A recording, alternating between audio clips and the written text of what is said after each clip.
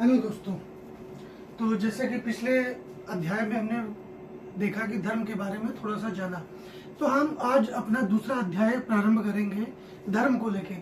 आखिर धर्म की आवश्यकता क्यों पड़ी, या धर्म का इतना विस्तृत स्वरूप क्यों है, क्यों लोग धर्म के पीछे पागल हैं। कुछ लोग धर्म को बचाने के लिए बोलते हैं, तो कुछ के हिसाब से धर्म अलग है, कुछ के हिसाब से धर्म केवल जीवन जीने की एक पद्धति या एक विचारधारा है। सभी के हिसाब से धर्म की अलग अलग व्याख्या है, परंतु मैं अपने विचारों को इसमें विचारों का समावेश नहीं करूंगा। मैं केवल उन्हीं के विचारों का समावेश करूंगा जो मैंने कहीं लिखा हुआ देखा है, या किन्हीं विचारक या उपदेशक या कथावाचक उनके मुंह से सुना है, क्योंकि वो भी कथावाचक केवल उन्हीं बातों को बोलते हैं जो उन्होंने धार्मिक पुस्तकों में या अलग अलग पुस्तकों में पढ़ी होती हैं। तो हम अपना आज का अध्याय प्रारंभ करते हैं। धर्म, आखिर सनातन धर्म या हिंदू धर्म हमें कहाँ लेके जाना चाहता है, इसका उद्देश्य क्या है। हिंदू धर्म का उद्देश्य या किसी भी व्यक्ति के जीवन का मूलभूत उद्देश्य क्या है? मोक्ष की प्राप्ति।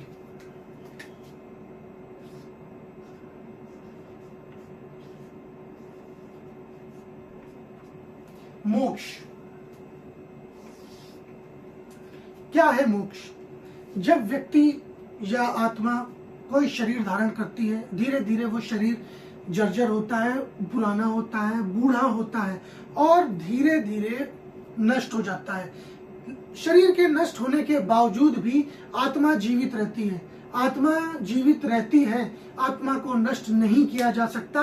ये गीता में भगवान श्री कृष्ण ने बोला है, नैनम छिंदन्ति शस्त्राणि नैनम दहति पावक न चैनम क्लेदयन्त्यापो न शोषयति मारुता।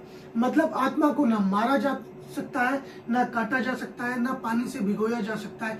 इसी वाक्य को अगर बोला जाए तो एक अलग व्यक्ति ने अंग्रेजी में बोला है, energy can not be produced और कैन नॉट बी डिस्ट्रॉयड। ऊर्जा को पैदा नहीं किया जा सकता है और ऊर्जा का नाश भी नहीं किया जा सकता है। उन्होंने एनर्जी के फॉर्म में आत्मा को बोला, और हमने उस परम पिता, परम ब्रह्म या पर ब्रह्म, यूनिवर्सल एनर्जी जो सभी जगह प्रवाहित हो रही है, उसको हमने आत्मा का रूप दिया है। उस आत्मा से श्रेष्ठ है परमात्मा। जब आत्मा की ये गति खत्म हो जाती है और आत्मा अपने मूल स्वरूप परम ब्रह्म में विलीन हो जाती है, उसे ही मोक्ष कहते हैं। जीवन और मरण की जो चक्र है, ये जो एक चक्र बना हुआ है कि यहाँ पर बच्चा पैदा होता है, तो वो बच्चा कुछ भी हो सकता है। कुत्ते का बच्चा हो सकता है, इंसान का बच्चा हो सकता है, जानवर का बच्चा हो सकता है, छोटा सा पत्थर हो सकता है, बड़ा सा पहाड़ हो सकता है। ये अपनी युवावस्था प्राप्त करता है, बूढ़ा होता है, मर जाता है, वापस आत्मा, फिर ये अलग अलग रूपों में, अलग अलग योनियों में प्रवाहित होती है। यही है जीवन और मरण का चक्र। जब कोई व्यक्ति या आत्मा इस जीवन मरण के चक्र से मुक्त हो जाती है तो मोक्ष की प्राप्ति होती है। बहुत से ऐसे विचारक या महान व्यक्ति, या हम जिन्हें भगवान बोलते हैं, उन्होंने मोक्ष प्राप्त किया, ऐसा हम मानते हैं। जैसे गौतम बुद्ध हो गए। गौतम बुद्ध का एक स्वरूप है बोधिसत्व। बोधिसत्व का मतलब क्या होता है? वो व्यक्ति जो मोक्ष के दरवाजे पर पहुंच गया है, मोक्ष प्राप्त कर लिया है, परंतु अपने मोक्ष को उन्होंने डिले किया है, थोड़ा सा दूर किया है अपने से, थोड़ा सा और ज्यादा समय लिया है, ताकि वो दूसरे व्यक्तियों को भी मोक्ष प्राप्त करने का एक मार्ग बता सके। चाहे वो हिंदू धर्म हो, सनातन धर्म हो, बौद्ध हो, जैन हो, सभी ने अपने अपने प्रयास किए, अपने अपने मार्ग खोजे। जैसा कि आप सभी को पता ही होगा कि आप सभी ने मैथ में एक न्यूमेरिकल एनालिसिस या वेक्टर करके एक चैप्टर होता है, उसमें बताते हैं कि यदि कोई छत है, छत से कोई ईंट गिरती है, तो इस ईंट के गिरने की प्रोबेबिलिटी कितनी होती है, कितनी डायमेंशंस में या कितने तरीकों से ये ईंट गिर सकती है। तो अब तो विज्ञान ने भी ये माना है कि इनफाइनाइट डायमेंशंस होते हैं, आयाम होते हैं। ये अनंत ब्रह्मांड और इस अनंत ब्रह्मांड के अनंत आयाम।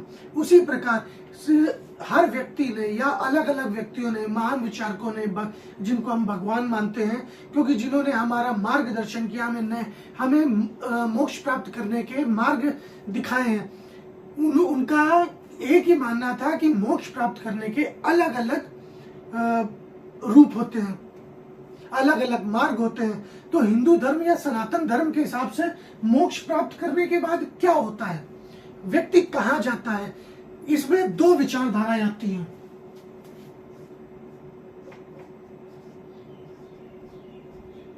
बूंद मिलती है सागर में,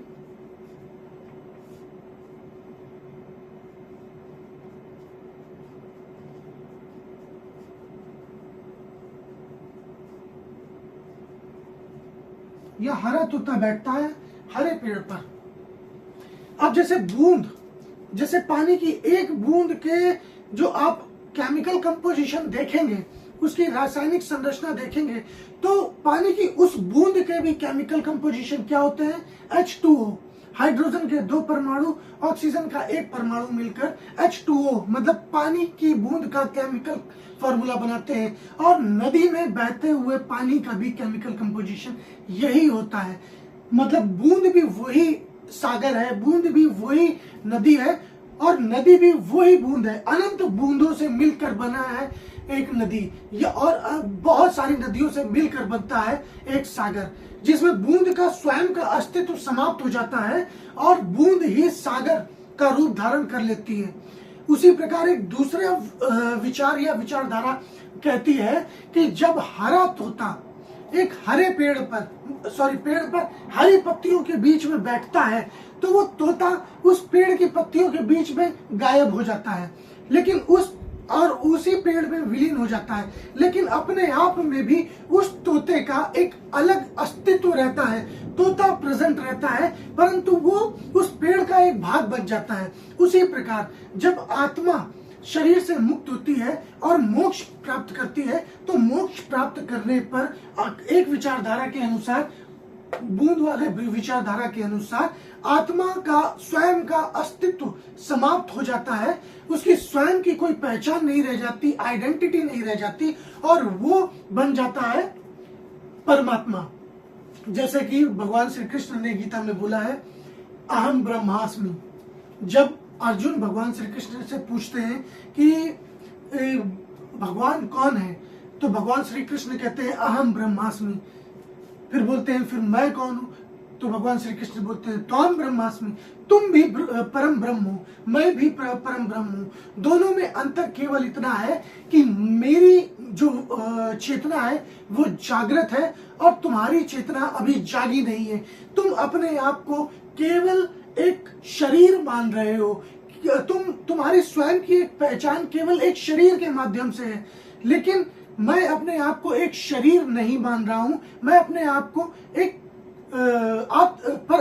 आत्मा मानता हूं, जिसका न जन्म होता है ना ही मरण होता है, जो परम ब्रह्म है, जो परम ब्रह्म में विलीन होती है। और दूसरी विचारधारा के अनुसार आत्मा जब इस शरीर को छोड़ती है और मोक्ष प्राप्त करती है, तो परमात्मा में विलीन हो जाती है, परंतु आत्मा का अपना स्वयं का एक अस्तित्व रहता है। अब हम आगे बढ़ते हैं। जैसा कि मैं आपको बताना चाहूंगा कि मैं ज्यादातर अपने अध्यायों में या क्लास में भगवान श्री कृष्ण के वाक्यों को ज्यादा समाहित करता हूं, क्योंकि भगवान श्री कृष्ण ने गीता में जो बोला है वो मतलब एक ठोस आधार माना जा सकता है। क्यों? क्योंकि ज्यादातर लोग सत्य और असत्य की परिभाषा मानते हैं, लेकिन भगवान श्री कृष्ण को सभी मानते हैं कि उनका अस्तित्व था। उन्होंने महाभारत के युद्ध में अर्जुन को गीता के उपदेश दिए, और आज भी यही गीता मानव समाज को, मानव सभ्यता को एक नई दिशा प्रदान कर रही है। यदि आप किसी बात को मानते हैं या नहीं मानने का भी आधार होना चाहिए, मानते हैं तो उसका आधार क्या है और नहीं मानते हैं तो उसका आधार क्या है, बिना किसी ठोस आधार के या बिना किसी लिखित वाक्य के आप किसी बात को सत्य या असत्य स्वयं के अनुसार नहीं बोल सकते हैं। यदि कोई बात लिखित है और उसको बुद्धिजीवी वर्ग या विचारक या लेखक मानते हैं तो वो बात सत्य है। अब हम आगे बढ़ेंगे मोक्ष पर।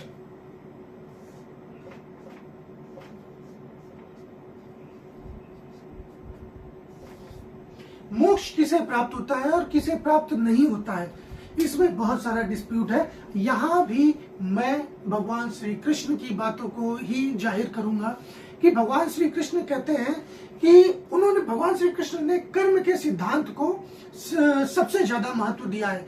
अब भगवान श्री कृष्ण ने कर्म के सिद्धांत को क्यों महत्व दिया है? भगवान श्री कृष्ण से पहले भी बहुत सारे विचारकों ने, ऋषि मुनियों ने मोक्ष को डिफाइन करने की कोशिश करी, प्रयास किया, अपने अलग अलग श्लोक दिए। उन श्लोकों के माध्यम से लोगों ने तपस्याएं करी, लेकिन संसार की गति किस पे डिपेंड करती? यदि हर व्यक्ति मोक्ष प्राप्त करने के लिए संसार से विमुख हो जाए, केवल तपस्या करता रहे, ब्रह्मचर्य का पालन करे, सन्यासी बन जाए, हिमालय में जाए, जंगलों में जाए और घोर तपस्या करे और अपने आप को कर्मों के बंधन से विमुख कर ले, तो उससे क्या होगा? ये जो संसार है जिसकी गति सदैव परमात्मा की तरफ रहती है, जब भी आप ये बात समझिए कि ये भगवान श्री कृष्ण कहते हैं कि ये जो संसार है इसकी गति सर्वथा मेरी तरफ ही रहती है, कि संसार कभी भी कहीं भी जाए लौट कर मेरी तरफ ही आता है। अगर आप अपने इसको निजी जीवन में लेंगे तो जब आप बहुत तकलीफ में होते हैं, तब आप हमेशा सबसे आखिरी में तकलीफ में किसकी तरफ भागते हैं? सबसे आखिरी जो सोल्यूशन होता है वो होता है परमात्मा। हम अपनी सारी पीड़ा, सारे दुख भगवान श्री कृष्ण, या मैं अपने वाक्यों में बार बार भगवान कृष्ण का नाम ले रहा हूं, इसका ये मतलब नहीं कि मैं भगवान शिव को या भगवान राम को कम आंक रहा हूं। ये सभी एक है, ये सभी एक है।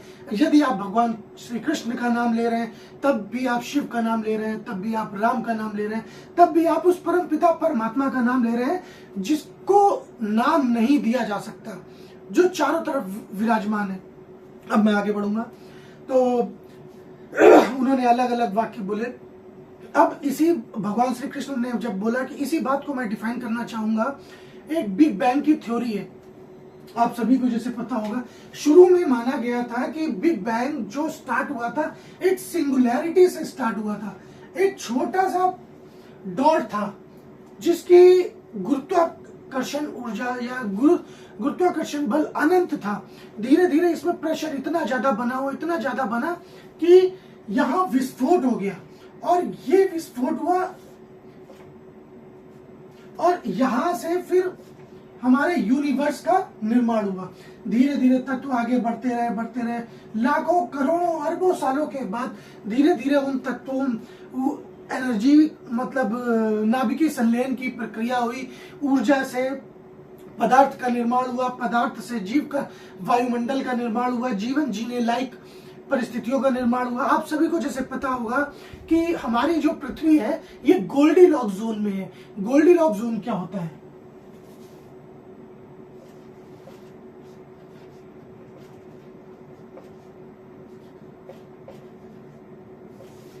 गोल्डीलॉक्स जोन वो होता है जहां पर जीवन जीने लायक परिस्थितियां होती है। आश्चर्य की बात यह कि हमारी पृथ्वी इतने सही स्थान पर बैठी हुई है कि जहां से ना सूर्य प्रकाश या रेडिएशन ज्यादा आता है ना कम आता है, और जो हमारे बृहस्पति नाम का एक ग्रह है वो हमारे वैक्यूम क्लीनर की तरह काम करता है। जब भी स्पेस से डेब्रिस आता है या कुछ कचरा भारत की तरफ उल्का पिंड आता है तो वो उसको सक करके दूर कर देता है। इसीलिए अभी तक हमारी पृथ्वी का अस्तित्व बना हुआ है। अब यहां से एक हमारे ब्रह्मांड का निर्माण हुआ, और साइंस में आप सभी ने पढ़ा होगा, जब ये कोई दोलन होता है, किसी पेंडुलम को थोड़ा सा इस तरफ करके इस तरफ छोड़ दिया जाता है तो पहले ये अपनी मैक्सिमम हाइट जाता है, फिर वापस आ जाता है। उसी तरह जिस तरह बिग बैंग हुआ, उसी तरह एक बिग क्रंच भी साइंटिस्ट मानते हैं। बिग बैंग की तरह जैसे बिग बैंग होगा वैसे ही बिग क्रंच होगा। पहले विस्फोट हुआ और पूरा ब्रह्मांड चारों तरफ फैल गया, और फिर जब बिग क्रंच होगा तो पूरा ब्रह्मांड सिमट कर एक बिंदु में जाकर वापस स्थापित हो जाएगा।